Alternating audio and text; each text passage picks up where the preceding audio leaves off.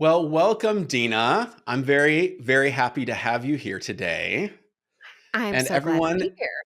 if you are watching this on YouTube instead of listening, if you're listening, fantastic, wonderful. We're glad to be in your ears today. But if you are watching, Dina has the most amazing earrings on right now. And they're really like, they kind of catch the light and they're very, very cool. And oh, I'm just Ooh, realizing she has a matching necklace as well. So I do. she's very put together, and so I encourage you to check out the YouTube version of this, if for nothing else, to see how Dina has brought it today. Okay, she's here to give Well, you thank lots you of very value. much. You're already giving us value. Okay, and one of the reasons I am having Dina on today is because she is an amazing lawyer that helps other lawyers to be able to be even better lawyers and to help them with things that come up in their high performing profession. And a lot of our listeners are high performers in lots of different areas. Some of them in tech, some of them are coaches, some of them are all kinds of professionals in different areas. And I thought it would be really interesting to have a conversation with you today, Dina, because of the fact that there is this image that a lot of us, especially non lawyers, have in our mind of the definition of like lawyers and doctors and these high power, what we in our mind are high powered professions where your your personality, almost your identity, gets wrapped up in the attainment of that label. And one of the things that I thought would be interesting to discuss with you today is how that can affect, through imposter syndrome especially, that a lot of us feel in all kinds of different ways through various stages of our lives, especially when we're about to level up and step into a new story, how that imposter syndrome can go ahead and start to creep up again. When you Mm. are, for instance, in your profession, maybe if someone is working at a firm and then they're on track to be partner and they're made a partner, does that sort of thing come up? And so I'm excited to explore this definition of imposter syndrome, especially with high performers that we all think, well, she's a lawyer or he's a lawyer or a doctor or whatever. They must have it all together and have it figured out. And how even at those levels, people need a great coach a lot of times to help them tease some of this stuff out and be able to thrive and not start to suffer from burnout, things that start to happen with that, overscheduling, things that can kind of come in tandem with that. I've given kind of a half-baked intro right now, so I'm going to have Dina, who will be much better spoken than me, go ahead and go ahead and tell us a little bit about officially what she does with Dina Cataldo Coaching. Okay, yes, I am a coach for high performing lawyers who feel overwhelmed and want to take control of their lives. Um, I was a criminal prosecutor for 16 years. And in the last couple years of my practice, I started coaching lawyers. So I definitely experienced that myself Mm, as I was shifting into a business, shifting into working with lawyers outside of the legal profession in my office.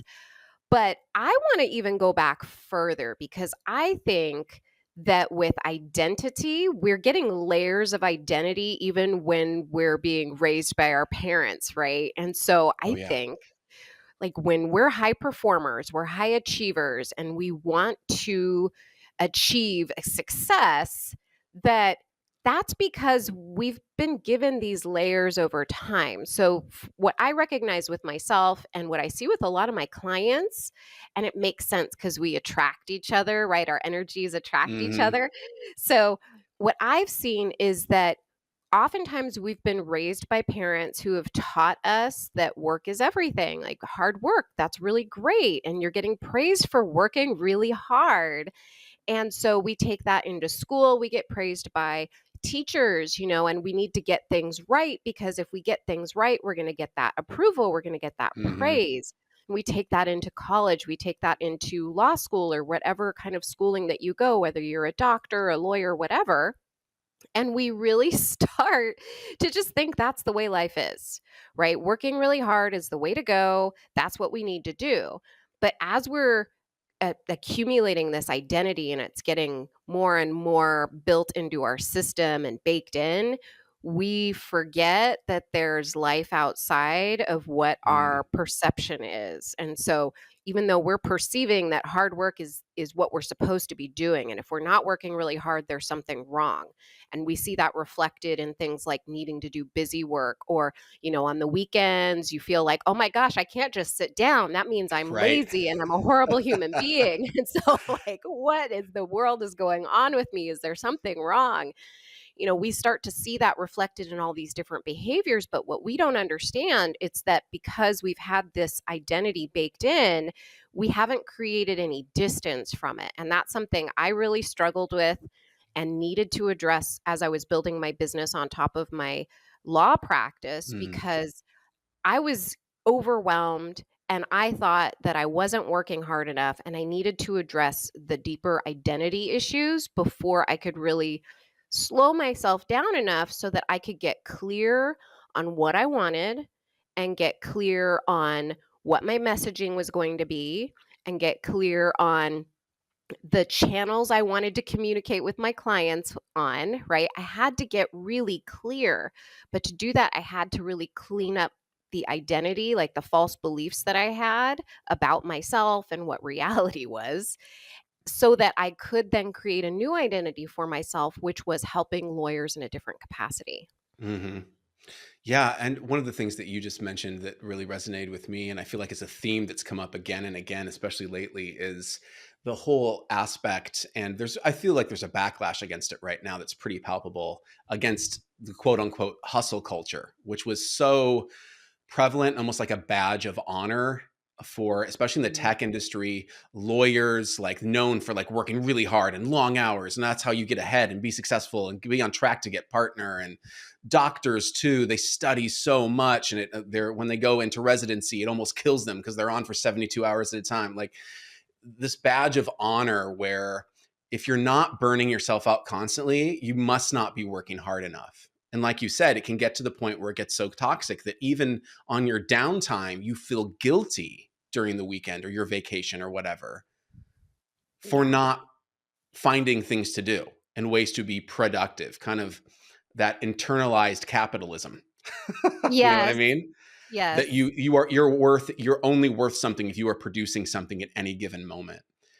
Yeah. And I bet that's pretty palpable specifically in your field with, I Yes. mean, I can imagine with being a prosecutor that workload was never ending. The work is never done.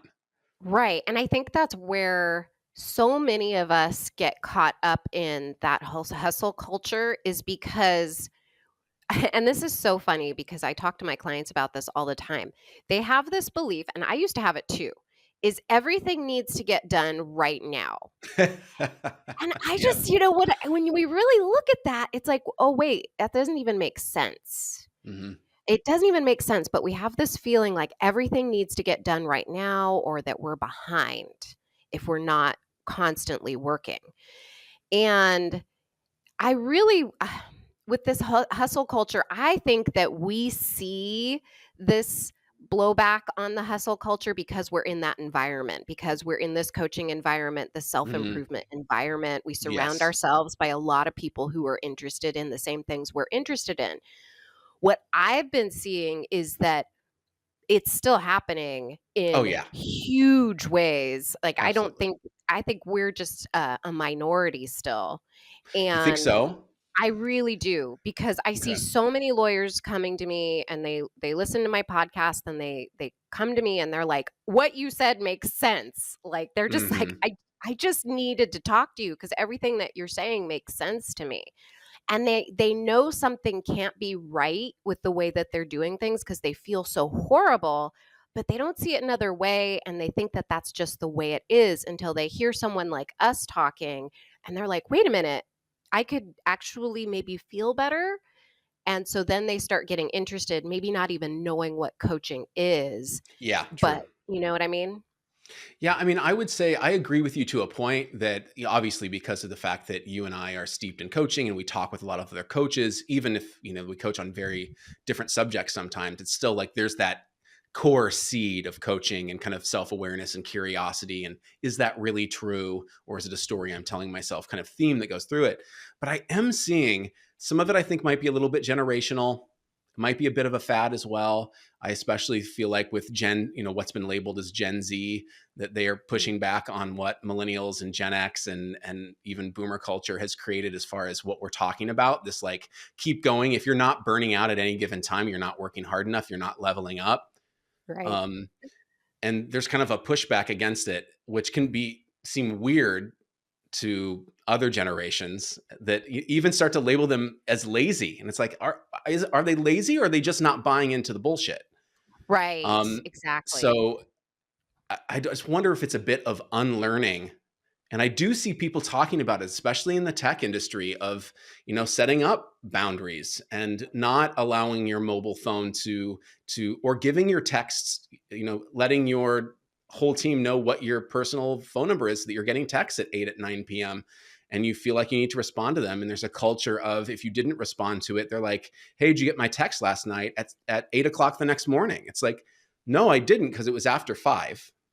Right. And now you're expecting me to have a response to you right away. So that wasn't during working hours. I realize there are exceptions to this, but I think it is a very broad problem that has become just accepted. Yeah, I agree. I see that a lot with law firm expectations, Mm, and some of them are shifting, which is fabulous. And I think that, smart attorneys who want a different culture than the be available 24/7 culture are starting to interview for those positions that mm, allow a life, yeah, versus those law firms, and they're the big ones, and they exist, and they're the biggest employers. They pay a ton of money to take your yeah, life from you, yep. and it can be really tempting when you're in law school and you're getting these offers from Yeah. top-notch firms. Oh, You're I the bet. smartest attorneys, it's such a badge of honor. Your Hmm. parents are all so proud of you and all your Totally. hard work, and then your life is gone. It's not yours anymore, and you've exchanged it for a paycheck. Yeah. With no time to spend it. Right. It's It's it's very really true. it's really heartbreaking when you see that, and I mean, I'm not an exception to that either. Like, when Mhm. I went to law school, even though I didn't go to a firm, I went to a DA's office. It's still a firm, but it's not like it's Yeah. still available 24/7 kind of work, right? Mhm. It's like, "Okay, so is there a search warrant? Oh, okay, well, we'll wake you up at 2 in the morning because you go through these shifts. It's 2 in the morning. Okay, I'm gonna answer some legal questions and then move on," right? So, those kinds of shifts exist in those offices where you just wake up in the middle of the night because you need to wake up in the middle of the night. And that is something that is just reality, and you sign up for it. It's just you're Mhm. doing your part. And if you want something different, you have to make conscious decisions about it. If you don't mind waking up at 2 in the morning, which I didn't mind, like, it was fine, but, after a while it would wear on you, which is why it would get moved around to different attorneys. Mhm. But if you want a different life, which I did, and I didn't want to do the same thing all the time, and I wanted to have more control over my life, I needed to actually get over the idea that this was a huge badge of honor for me to be in this office, to be a lawyer, and all of the respect people give you when you tell them you're a lawyer and when you tell Mhm. them where you work. They're like, "Oh my gosh, that's amazing." And like, people say they treat you differently. And so our brains don't always recognize that we can change. We think, oh my gosh, we're going to lose all of that if we change what we do for a living, if we decide we want to change jobs or whatever it is. We think we're going to lose all of that, Mhm. versus we build that for ourselves wherever we go. And so that identity shift is really needed if that's something you want to do, if you want to shift gears like that. Yeah, and it can be, I mean, obviously, I'm going to have this opinion because I am a coach and you're a coach as well, but it can be so helpful to have someone that sees the forest through the trees for you and can go like, you realize that's just a story, and that if we purposefully plan, we don't have to do it today. We can do it over the next 6 months, 8 months. But if Yeah. we come up with a plan of what you want and what you want the future you to be, that we can go ahead and we can start that process now. We can tackle some of your imposter syndrome right now. If you're feeling burnt out, we can do some small incremental things that will safeguard you a little bit more right now to help you feel better right now, but then also find a track, whether it's another job or whether it's positioning yourself differently, staying where you're at. You know, I know that you've told me, and I really would like to get into this as well, some of the tactics and techniques that you work with high performers, lawyers in your case, but I'm guessing a lot of the high performers that listen to this will be able to take something away. What are some of those tactics, techniques, things that you have found that may be tools that people can start using once they start working with you? For instance, I know that you've talked about calendars of constraint. We could maybe start there. Oh my gosh, yeah. Um, this is something that was so helpful to me. And first of all, I just want to stress having that plan and idea of what you might want, it requires you making time for yourself to sit and Mm, think. And that can be very difficult. It can be uncomfortable, even if you are used to going, going, going. And so it's required for you to just think about what it is that you want. And so many of the lawyers that I talk to don't make that time for themselves and they can't think about what they want. And they're confused because they are like, I don't even have time to think about what I yeah. want. Like they're just closed off They're even. So reacting, constantly reacting. exactly. And so I think part of the work that we do is really opening them up and like saying, okay, well, let's just play. Let's come up with something. And then once they start being open to it and once they start making that time, which I'll talk about right now, then they start to be a little bit more open to changes and like moving towards a vision for themselves. Mm, So, the first thing that you mentioned, constraint, was really big. It was a game changer for me because I had zero constraint. And because I had zero constraint, my brain was all over the place and I was all over the place. So, for instance, I'm working in my legal practice and I'm building my business on the side with the idea, with the vision of me eventually leaving the office and doing this coaching business full time. But what I thought that meant was that I needed to work really hard and that I needed to be everywhere and I needed to do all the things, which is very easy to believe when you go online and you see all the gurus saying, well, you need to be on this platform and this platform. And yeah. if you're not on this one and this one and this one, well, you're missing out and you should be doing shorts and you should be doing reels and you should be doing TikToks and you should be doing this.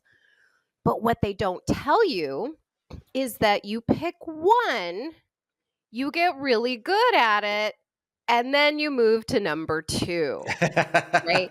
So, It sounds so simple when you say it that way, but I know that I've definitely been guilty of that. Yeah. Oh, no, this right? is the new shiny hotness. You have to be on this Exactly. platform. Oh, I'm totally missing out if I don't go to Yeah. this platform. And then, of FOMO. course, you hear another one. Exactly. Oh, no, I should be on this platform. So, what I needed to do was reel my brain in. And I needed to say, and I needed a coach to do this because it was just like, whoa, what? I needed to Mhm. constrain because, of course, working harder was part of my identity. And if I wasn't working harder, then I wasn't doing enough to build my business. And that meant I was a bad person and that I was never going to build a business. Like Super that's how my bad brain person. thought. Right. Like, I'm never going to build this business if I can't do everything. So I needed to focus. And when I started focusing in, I could then see the larger problems that I was having building my business, which was, first of all, just make offers. Apparently, that, like that's something that's very easy to miss, especially if you are in that imposter syndrome and you're starting a business and you're starting to move away from wherever you are right now. For me, that was being a lawyer. And I was scared, right? I was scared of, what are people going to think of me? What if they don't like me? What if they don't like my offer? What if I'm not good at this? All of those things because I was so good at being a lawyer and Mhm. I was like looking at this new venture and not confident in it yet. And so one of the symptoms that we have when we're not yet moved into that new identity is not making offers, right? It's like, oh, okay, well, I'm not talking about what I do. So that was something that I could then focus on because I didn't need to be in all the places all at once. I could work on my messaging. I could work on making offers. I could simplify what I was doing. And then as I was doing that, I started building my business more consistently. And that's what allowed me to leave my old identity and step into a new one, literally, right? Like, and figuratively. So that constraint is something that I don't think our society values enough, and we definitely don't talk about it in, like, this high achiever culture. Yeah, especially with all the options that are available to us right now. I mean, it can even be as simple as when we're working with students and they're thinking about starting their own vodcast, podcast, or video podcast, or they want to be just better on camera and so that they can, in technology, do better technology demos or sales or something like that. They will know that they need to upgrade their camera and their lights and their sound to a certain degree, but they can get totally sunk in overwhelm because there's so many choices. And well, this person says this is good, but this person says this is good, and they say that this is the best microphone arm, or this is the best thing, or I have to have this, or and they end up not making any choices because they feel so overwhelmed, and they feel like they need to do all the things. So I think this Yeah, shows up in lots of different places, whether it's what platform you should be advertising on, whether it's what you should choose in order to be the best at what you're doing, especially for high performers. We can get wrapped up in that research mode. My wife teases me about that all the time. I'll like overanalyze something and try to figure out the exact perfect thing yeah, when I could have been making progress for the last X amount of weeks, just yeah, picking one and going. And if I have to change my mind later, fine. It's okay to be wrong or to need to change it later. But you've lost that time now when I could, to your point, could have just been making offers or yeah, making demos or making podcasts or getting online and telling people what I think. So I yeah. think there's a lot of truth to what you're saying. Yeah. And that just speaks to us making decisions. And like as lawyers and any high performer, I don't think we believe we have a problem making decisions. I think there's some people who recognize that they're overthinkers, I think, like you just spoke about. But I think they believe they're very confident or that they're at least trying to be really confident because they're working hard. And so doesn't that Hmm. mean they're doing a good job? But one of the things that wastes so much time and energy is not making decisions because we're waiting for the right decision. When there is no right decision, it's just the decision that you make and you decide to make it right. So if you're picking Instagram, you pick it because I enjoy the platform and my people are there and it's fun for me to be there. I like to spend time there, and you're choosing that one to be your starting point versus LinkedIn, where your people might also be there, but it's maybe not as much fun for you right now, and you're unfocused when you're on multiple platforms. So if you just pick one, it doesn't matter which one you pick. You just pick one, you make it the right one, and you just decide I'm all in for 6 months, and then at 6 months I'll reevaluate. And one of the things that I'd love to know as well is when you're starting to work with, especially with lawyers in this case, and you're starting to work with things like constraints and maybe respecting their own calendar and using it to their advantage, strategies for not burning out, like you said, not constantly feeling like they need to be performing even on the weekend, things like that. Um, do you find that their productivity like goes up as far Oh my as gosh. uh, Yeah. I mean, I guess in your world that would even mean like billing. Does billing Yeah. have a positive effect to it when Yeah. that happens? Because a lot of times I feel like people think if they constrain that that means that they're settling for less, and a lot of Right. times that can mean in their brain they think they're settling for less money. And I just wonder if you see any patterns of that being true or not true.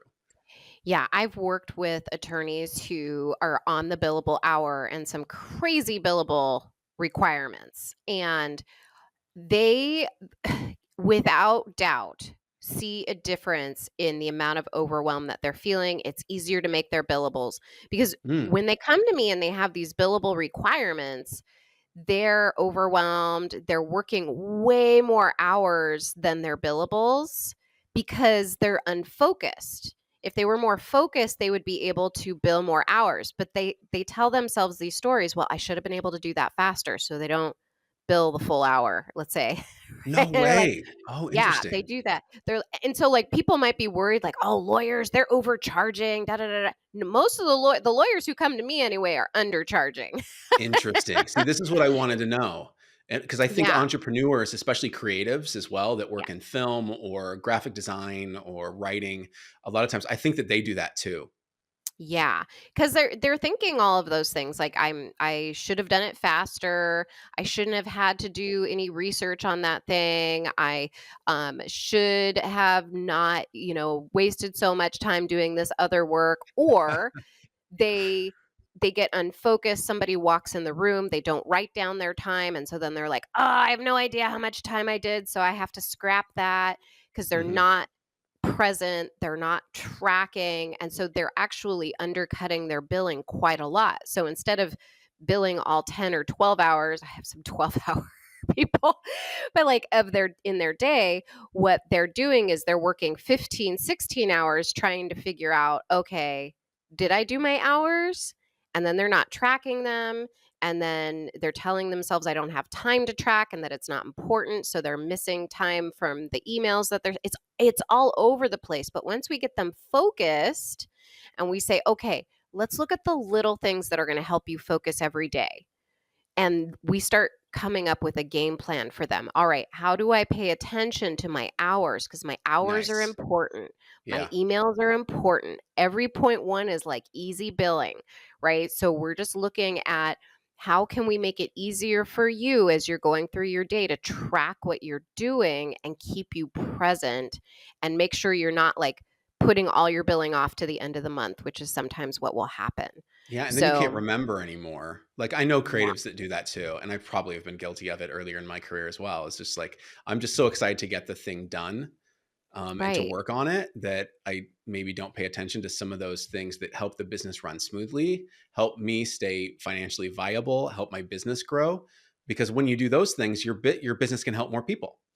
Right, and I think so often we're not thinking about it in terms of we're in service to the business, Hmm. right? So in the case of if you're working for someone else, your boss is you're in service to their business.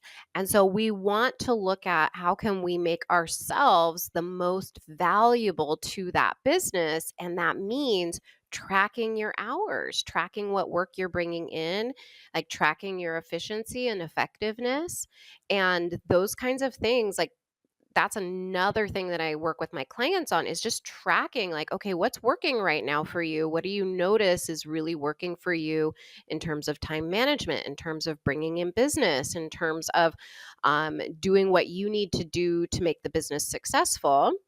And then what are you seeing that's not working? Not working. What Yeah. where are you feeling that friction in your business? Where you may be feeling some overwhelm or you're noticing that you're not as effective as you would like to be? And that makes it easy to get really clear on the next step, which is where do I want to make some tweaks to make some Hmm. changes? Yeah, absolutely. Like I said, I think that that concept can apply to so many different places. And I'd also like I just for 2 cents, creatives, lawyers, anyone who is in, a freelance space especially, this is so important for you to do that because it really is protecting your own self-value and helping your business to stay solvent. But as well, to Dina, you said just one minor thing there that I feel like so many creatives do, and it sounds like lawyers might do this too, is that they sometimes feel like, well, I should have known that. So I won't bill for that 15, 20 minutes, 30 minutes, whatever, that I went and did some research on it to make sure I really knew that aspect of it or boned up on that part of it to make this thing I'm working on even better. Nothing could be further from the truth. That's the more improvement you're doing to your brain to specifically bring more value to that project that you're doing, that's billable, people. Yeah, Okay. And so I think maybe that's tied a bit to imposter syndrome as well. They're like, I shouldn't bill for that because a real lawyer would have known that, or a exactly. real graphic designer would have known that. So Exactly. yeah. Exactly. And that's something that I see. It's like, oh, well, I need to really just learn more. I need to, and I'm like, but that's not what being a lawyer is about. Like, yes, there's a learning component, but there are a trillion books Yeah. filled with case law. You can go Hmm. online, there's a trillion websites with case law. You are not expected to have it all memorized. And I'm sure that's Exactly. similar for other topics that you deal with. It's like, you don't have to memorize everything. All you have to know is where the information lives. That's I it. think that's so true. And also, I think that there's another aspect of this as well. It happens a lot in creative field. And I'm guessing right now, I'm just making lots of parallels between this where I hadn't seen them before, but I bet for lawyers as well, like they have friends or family members or acquaintances that want to pick their brain Oh my gosh, real yes. quick. You know what I mean? Real quick. And if you aren't good at calendaring and constraint and knowing your value, like I tell clients now, and I say it sarcastically so that I usually get a laugh, but they get the message. It's like, hey, could I just, go to lunch with you or whatever, or get on a quick Zoom call with you for 30 minutes and pick your brain? I'm like, that is the most expensive service I offer. It's Yeah. thousands of dollars. Yeah. My ideas are the most valuable thing that I have. Yeah. Like you didn't go to law school. You didn't become a doctor. You didn't become an amazing graphic designer, a fantastic storyteller, a script writer, any of these things, business person, to give away your best ideas for free. You have massive value. And if people see that and they want to take advantage of it, they can pay you for it. Now, conversely, if you want to take a little bit of time and you feel like being generous and helping someone with something, it's okay to put some constraint around that. I would be happy to meet with you for 15 minutes at this time. And I need more specific information on what you're trying to achieve. Like, don't let it be all mambly pambly and all over the place and run an hour and a half. Yes. So I just feel like there's an aspect to that I would like to call out. Some people might Yeah. call me an asshole. It's okay. No, and I think But lawyers have a nice built-in response. It's like, I can't give legal advice. Sorry. Like that's nice. for, See? it's like I can't give legal advice, but this is, you could talk to this person, I know an attorney who's in that topic. Oh, So that's those great. Yeah, we should have a version of that for business people, for creatives as well. It should be like, Yeah. yeah, you know what? Legally, I'm not allowed to give you good ideas unless you pay me for it. You know what? The way my business is set out is I'm not allowed to give out ideas because hmm that's in service of the business. I don't know. We can kind of play with Yeah. some legal jargon for you. Oh, perfect. Fantastic. That'll be another session that I book with you. I won't book a lunch with you to pick your brain on that. Oh, I'll thanks. go ahead and book some time for your consulting hours. See, that's the difference, people. Be Yeah. respectful of each other. And Dina, one this thing. is Oh, no, I go was just ahead. going to say this has been fantastic. Is there anything else that I haven't asked? I feel like I have you here, that you're this amazing resource. Is there anything I haven't asked that you would like to go ahead and address and talk about? I just wanted to mention how important it is, and we touched on this a little bit, is to play with having a vision for your life. You might feel uncomfortable right now creating that vision, that story for yourself, but like play with it. Like really have some fun. Like I saw there was a sign in your office that said something like having fun or something like that.